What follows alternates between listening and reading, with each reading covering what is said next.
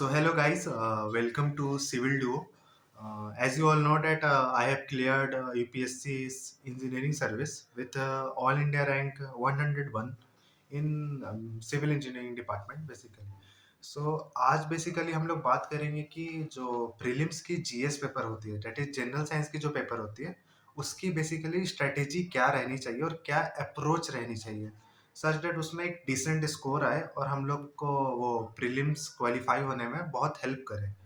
तो पहले सबसे पहले मैं अपनी स्ट्रेटेजी बताता हूँ कि मैं क्या फॉलो करता था। तो like in my college days I have basically prepared a notes of all the GS subjects starting from means maths aptitude and ethics ICT everything.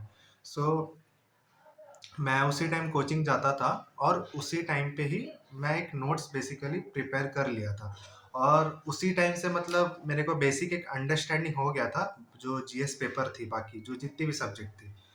अब मैं अगर सब्जेक्ट्स की बात करूँ तो जो सबसे मोस्ट इम्पॉर्टेंट सब्जेक्ट है वो है मैथ्स एंड एप्टीट्यूड, जो कि अप्रॉक्स मोर और लेस 50 मार्क्स तो आपको दे सकती है जीएस पेपर में।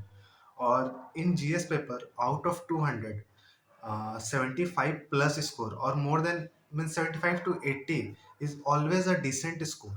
तो उसमें क्या है ना कि अगर आप 75 टू 80 भी ला रहे हैं आउट ऑफ 200 तो बहुत अच्छी मार्क्स है, क्योंकि जीएस की पेपर जो होती है वो बहुत अनप्रेडिक्टेबल होती है, क्योंकि पहले वो होती नहीं थी, वो 2017 से लागू हुई है जीएस पेपर।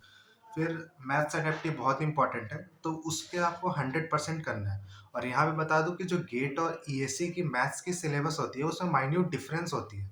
लाइक गेट में आपकी कॉम्प्लेक्स नंबर नहीं होती है, लेकिन जीएस में वो होती है। जीएस की जो इंजीनियरिंग सर्विस की जो मैथ्स पेपर होती है उसमें कॉम्प्लेक्स नंबर भी होती है, और उससे भी 2-3 क्वेश्चन हर साल आ ही जाते हैं जो कि बेसिकली 5-6 नंबर्स का डिफरेंस क्रिएट कर देते हैं। तो मैथ्स एंड एप्टी आपको 100% फोकस करना है। उसके बाद अगर और सब्जेक्ट की बात करें तो जो एक इजी सब्जेक्ट होता है वो है स्टैंडर्ड एंड क्वालिटी। लाइक अगर इंजीनियरिंग सर्विस 23 की भी बात करें तो उसमें इंजीनियरिंग सर्विस की जो क्वेश्चन थी वो 1 to 1 एकदम एग्जैक्ट नोट से कॉपी थी। तो वो 4-5 क्वेश्चन थी, तो आप बेसिकली वहाँ पे 6 to 8 मार्क्स इजिली गेन कर सकते हैं। तो एक स्टैंडर्ड क्वालिटी है। फिर इन्वायरमेंट है पेपर।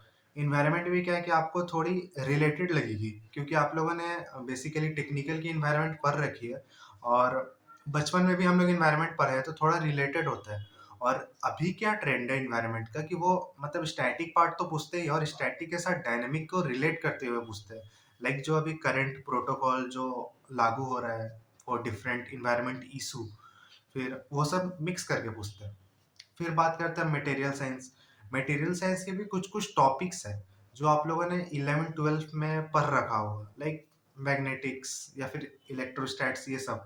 तो कुछ कुछ टॉपिक आपको मैग्नेटिक्स में मिलेगी, बट हम लोग मटेरियल साइंस पे फुल्ली रिलाई नहीं कर सकते, क्योंकि लाइक इस ईयर पेपर में मटेरियल साइंस से 3-4 न्यूमेरिकल्स आ गए थे जो एक्चुअली आउट ऑफ लेवल ही थे, मतलब हम लोग से बन ही नहीं रहा था।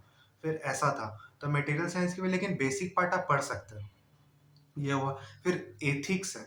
एथिक्स क्या है कि आपका जो क्रिटिकल थिंकिंग जो आप करते हैं वो एग्जाम में जो करेंगे वो टिक कर सकते हैं। और ऐसा नहीं कि ऑलवेज निगेटिव होता है एथिक्स करना। एथिक्स से आपके क्वेश्चन सही भी हो सकते हैं। लाइक अगर 5 क्वेश्चन है, अगर आप 5 टिक करें तो मिनिमम 3 सही भी होने का चांसेस बहुत ज्यादा रहते हैं, क्योंकि वहां पे आपको जो क्रिटिकल थिंकिंग जो आप बोलते हैं वो जो आपको लगता है वो बेसिकली आप टिक करते हैं वहां पे। फिर ये हो गया। और अगर सब्जेक्ट की बात करें फिर इंजीनियरिंग ड्राइंग, जो कि आप लोगों ने कॉलेजेस में वो पढ़ ही रखा होगा इंजीनियरिंग ड्राइंग्स, और बेसिक आइडिया जो है कॉलेजेस में वो सबको होती है इंजीनियरिंग ड्राइंग की। तो लेकिन उससे क्वेश्चन थोड़ी लेवल अच्छी आती है, मतलब अच्छी लेवल की क्वेश्चंस आती है जीएस पेपर में। तो थोड़ा आप लोगों को उसमें थोड़ा मतलब मतलब क्रिटिकल थिंकिंग करना है उसके लिए भी, इंजीनियरिंग ड्राइंग्स लिए, क्योंकि उससे भी क्या क्वेश्चन है, लाइक बहुत सारे शेप रिलेटेड क्वेश्चन है, फर्स्ट एंगल थर्ड एंगल वाले क्वेश्चंस भी आते हैं, तो थोड़ा पढ़ सकते हैं।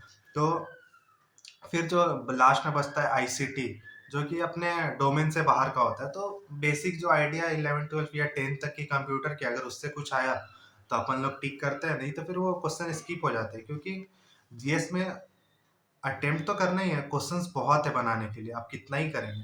अब उसके बाद अगर बात करें फिर करंट अफेयर्स, करंट अफेयर्स है पूरा अनप्रेडिक्टेबल होता है। आपको पता ही नहीं रहेगा कि क्या आना है, क्या पूछा जाएगा, कुछ नहीं पता। तो कुछ भी कर सकते हैं कि वीकली जो मैगज़ीन है वो पढ़ सकते हैं, अगर उससे कुछ रिपीट दिखा तो आप लोग टिक कर पाएँगे, नहीं तो करंट अफेयर्स मैं तो सजेस्ट नहीं करता हूँ पढ़ने के लिए। बस जिसको बेसिक आइडिया है वो लोग तो ऑब्वियसली टिक करेंगे, और जिनको इंटरेस्ट है करंट न्यूज़ को रिकॉल करने में तो वो लोग तो कर ही सकते हैं। और अगर बात करें कि जो जीएस की पेपर है, वो बेसिकली डिसाइड होता है कि आप कितने मैक्सिमम अटेम्प्ट कर रहे हैं। क्योंकि अटेम्प्ट नहीं करेंगे तो आपका मार्क्स तो ऐसे भी नहीं आना है, और अटेम्प्ट करके थोड़ा मार्क्स मतलब जो आ सकता है, लाइक जो थ्योरी वाले क्वेश्चन होते हैं उसमें बहुत मार्क्स आने की चांसेस होती है। फिर वही अगर डिसेंट स्कोर की बात करें तो लगभग 75 टू 80, जैसे मैंने बताया कि वो एक डिसेंट स्कोर है। और अगर आप लोगों के पास टाइम कम है और अगर आपको पढ़ना ही है जीएस, तो बेसिकली मैथ्स एंड एप्टी को तो 100% कंप्लीट कर लीजिए। वो तो एक इम्पॉर्टेंट है, मतलब 50 मार्क्स आपको इजीली मिलेगा। तो वो अगर वहाँ नहीं हो, लैग हो जाएंगे, तो आपकी जीएस में तो ऐसे ही मार्क्स नहीं आने।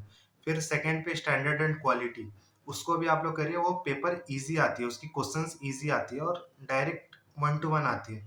फिर इन्वायरमेंट, और एक जो सब्जेक्ट मैंने मिस किया वो है प्रोजेक्ट मैनेजमेंट। वो भी क्या है कि प्रोजेक्ट मैनेजमेंट अगर आप पढ़ेंगे तो आपकी वो कॉन्ट्रैक्ट टेंडर, फिर इकोनॉमिक्स वाली जो क्वेश्चन आती है वो सब आपके कवर हो जाएंगे। तो वो प्रोजेक्ट मैनेजमेंट का कुछ अगर आप पढ़ेंगे तो उनका कुछ पार्ट आपको टेक्निकल पेपर में भी हेल्प करेगा। तो प्रोजेक्ट मैनेजमेंट को भी पढ़ लीजिए। फिर मटेरियल साइंस तो उतना नहीं रिलाई कर सकते, लाइक फिर आईसीटी हो तो अपने डोमेन से बाहर है। तो बाकी वही जो 3-4 सब्जेक्ट मैंने बताया उसको ही आप प्रिपेयर करें। और मैं बार-बार बोल रहा हूँ कि मैथ्स और एप्टी बहुत इम्पोर्टेंट है। और उतना बुक्स पढ़ना जीएस के लिए इम्पोर्टेंट नहीं होता है। जो क्लास नोट्स है वो एक्चुअली सफिशिएंट होता है, और बाकी आपकी जो क्रिटिकल थिंकिंग है वही हेल्प करती है जीएस में। क्योंकि पीवाईक्यूज में भी आपको ज़्यादा क्वेश्चन तो मिलेंगे नहीं, क्योंकि 2017 के बाद से ही ये एप्लीकेबल हुआ है।